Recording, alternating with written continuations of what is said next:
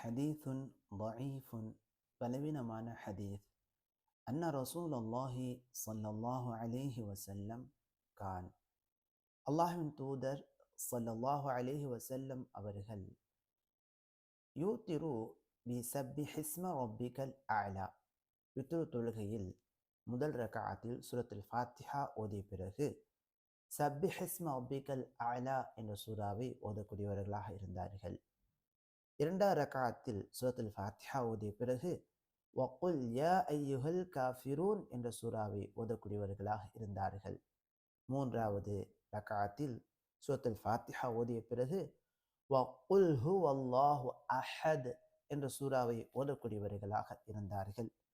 ஃபஇதா சல்லம, சலாம் கொடுத்துவிட்டால் قال سبحان الملك القدوس சுபஹான மலிக்கில் குத்தூஸ், சுபஹான மலிக்கில் குத்தூஸ், மிக பரிசுத்தமான அரசனான அல்லாஹுவை நான் தூய்மைப்படுத்துகிறேன், மிக பரிசுத்தமானவனான மிக அரசனானவனை நான் தூய்மைப்படுத்துகிறேன், அவன் மிக பிரசுத்தமானவன் என்ற இந்த திக்ரை 3 தடவைகள் நபி அவர்கள் கூறக்கூடியவர்களாக இருந்தார்கள் என்று வரக்கூடிய இந்த செய்தி தஈஃப், பலவீனமான செய்தியாகும்.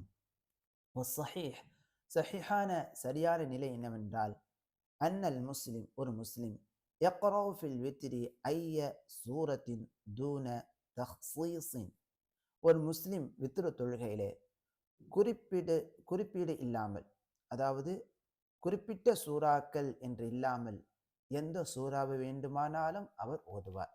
வகதாலிக்க, அவ்வாறே லம் யரித் ஃபி சுன்னதி ஸஹீஹா, சரியான சுன்னாவில் ஐய திக்ரின் பஅதல் ஃபராகி மினல் வித்ரி, வித்ரு தொழுகை முடித்த பிறகு ஓதுவதற்காக எந்த ஒரு திக்ரும் சஹீஹான சரியான சுன்னாவில் இடம்பெறவில்லை.